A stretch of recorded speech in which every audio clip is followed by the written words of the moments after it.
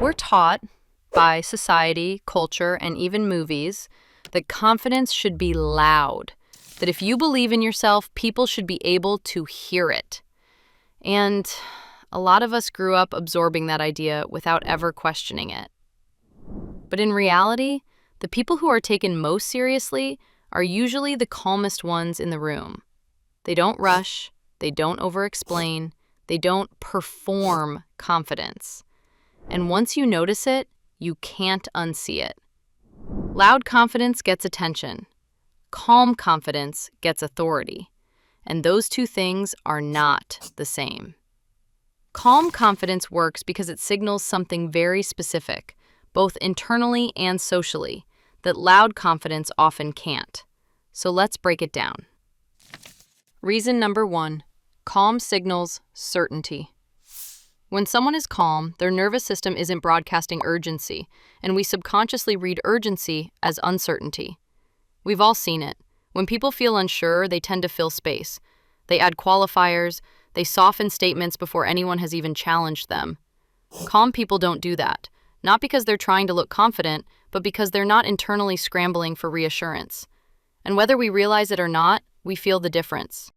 If you want to practice this, the shift is subtle but powerful.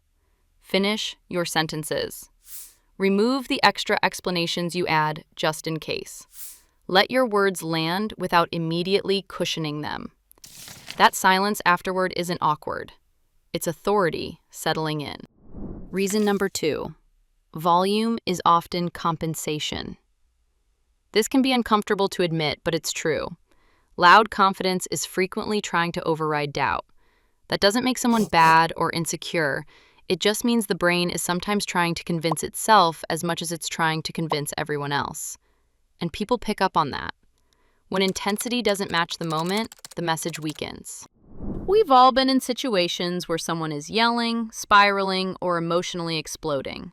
They may dominate the room briefly, but they're rarely the person we actually take seriously afterward. The authority usually belongs to the woman who calmly states her position after the tornado temper tantrum burns itself out in front of her. Calm confidence doesn't push, escalate, or try to overpower the room. And because of that, it feels grounded. It feels real. If you want to apply this, notice the moments where you feel the urge to intensify, to talk faster, get louder, or add extra emphasis. Instead, slow down just a little. Lower your pace. Say less. Confidence grows when we stop trying to force it. Before going further, it's important to clear something up. Calm does not mean quiet. Calm women still speak up. We still set boundaries. We still disagree. The difference is that we don't outsource our authority to volume or emotional escalation. Reason number 3, calm creates psychological safety. People relax around calm individuals, and when people relax, they listen. Calm confidence lowers resistance. It tells others they don't need to defend themselves or compete for space. That's why calm women often influence conversations without dominating them. We don't need to win the exchange, we shape the tone. If you want to practice this, focus less on reacting and more on responding. Listen all the way through before speaking. Let someone finish, even if you already know what you want to say. Pause for a beat before replying. That pause isn't hesitation, it's composure. And composure changes how people experience us. Reason number 4, calm confidence controls the frame. In any interaction, the person who isn't rushing sets the tempo. Urgency gives control away. Composure quietly takes it back. When we stay calm, we're not scrambling to keep up. We're guiding the conversation. And people naturally follow the person who feels grounded. To apply this, stop rushing to defend your position. If someone questions you, ask a clarifying question instead of explaining immediately. If there's disagreement, let it exist without fixing it right away. You don't need to win the moment to hold authority. Reason number 5, calm confidence removes the need to prove, especially for women. Proving is performative, and honestly, it's exhausting. Many of us were taught to over-explain and justify our presence, our opinions, and our choices so we wouldn't be misunderstood or dismissed. Calm confidence doesn't do that. It assumes legitimacy and lets results speak. This doesn't mean being cold or disengaged. It means we stop narrating our worth in real time. If you want to apply this, notice where you over-contextualize. You don't need to explain your intentions. You don't need to walk people through every step of your thinking. You don't need to correct every misunderstanding immediately. Sometimes, restraint is the strongest response available.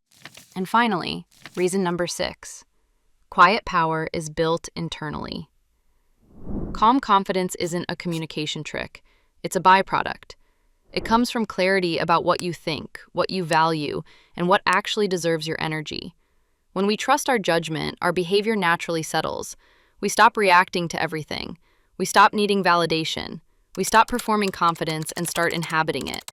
If you want to build this, practice discernment before expression. Decide what actually requires a response. Decide what deserves your energy. Decide what can pass without comment. Quiet power isn't about being silent. It's about not needing to prove. That's why calm confidence works, because it doesn't ask to be believed. It assumes clarity, and everything else adjusts around it. If this resonated, I'd love to hear how you've noticed calm confidence showing up, or where you're practicing it.